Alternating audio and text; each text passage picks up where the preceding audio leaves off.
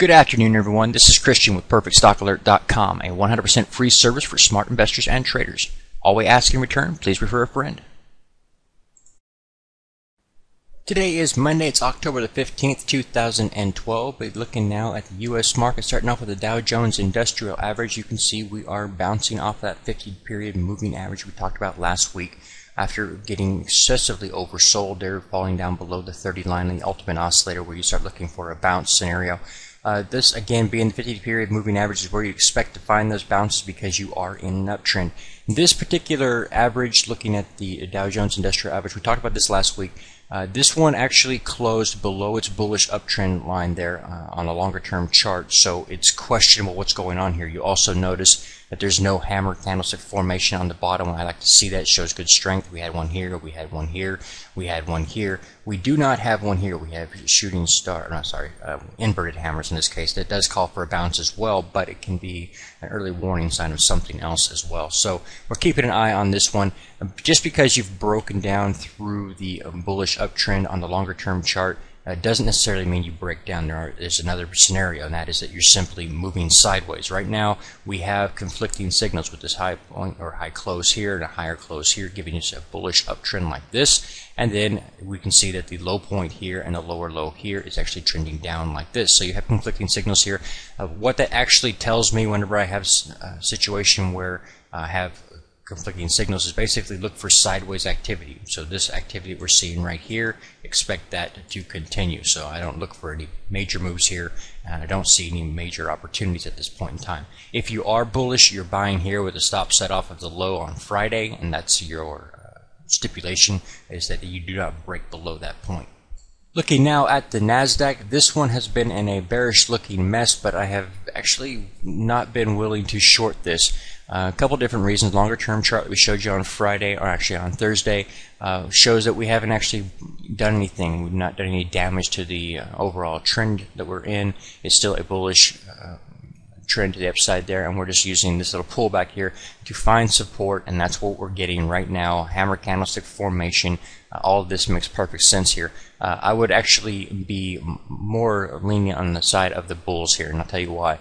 The bearish breakdown of that channel that you saw on the Dow Jones Industrial Average on the longer term charts on Thursday is not confirmed by very many charts. Actually, we have several that are just pulling back to previous support lines where you'd be looking to do your buying opportunities. You're excessively oversold in the ultimate oscillator, and at the same time, the long-term chart is still very bullish, as well as the fact that you have the Fed that's going to be manipulating the markets, and they don't manipulate to the downside, they manipulate to the upside. So that's going to be stacked in favor of bulls. That's just one more thing that we'd stack in favor of bulls versus the bears. Right here, you could be a buyer with this scenario here, but it's actually just a reversal signal. You need to find confirmation the following day should give you a higher high than today's high, as well as a higher low. If they had those scenarios, then you could say, okay, I'm going to be a buyer with a stop set off of today's low point right here, and just look for this to bounce and test a previous high.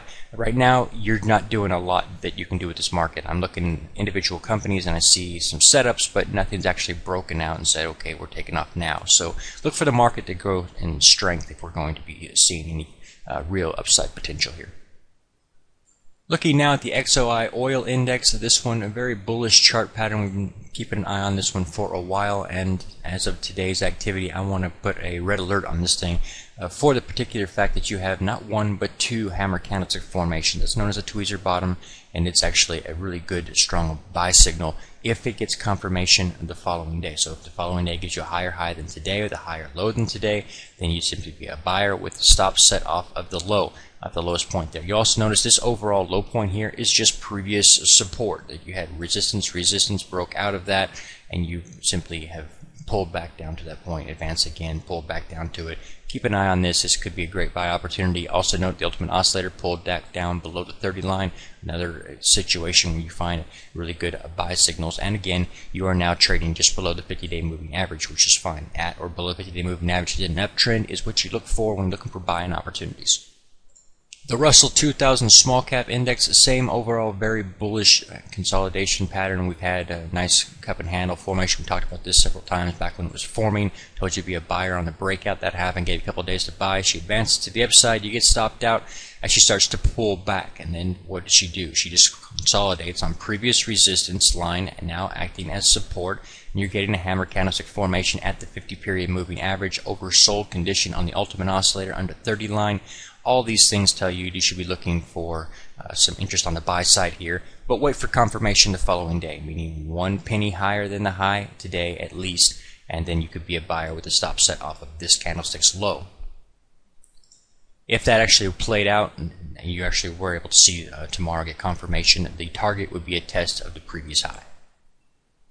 The SPX, or the S&P 500 Large Cap Index, this is the other chart that actually broke its bullish channel on the longer term charts we showed you on Thursday, and you'll also notice this one doesn't give a hammer candlestick formation here. It is bouncing off the 50-period moving average, so we may be just getting mixed signals here. That's not something that's a big concern for a lot of people, but I'm going to stay away from this one for now, just simply because we don't have a lot of clarity here. You do have a series of lower highs here and lower lows here and here, so again, I will leave this one alone on the long side. Even if the other charts come alive, I would simply let this one pass for now.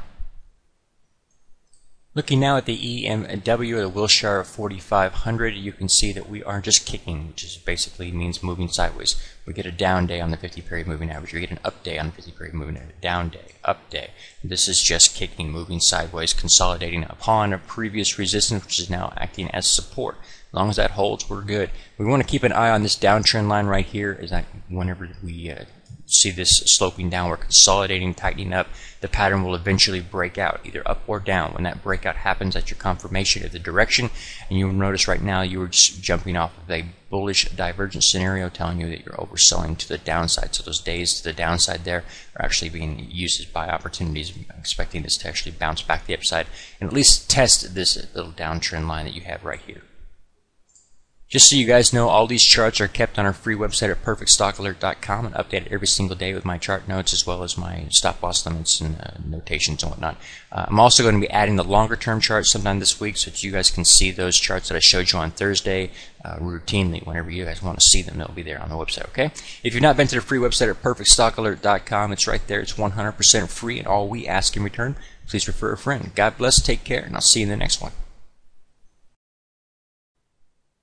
Please take a moment to review our disclaimer. The information provided herein is our opinion only. Under no circumstances do any statements here represent a recommendation to buy or sell securities or make any kind of an investment.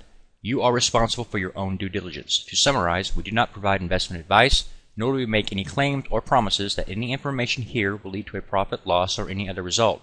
These videos are for educational purposes only.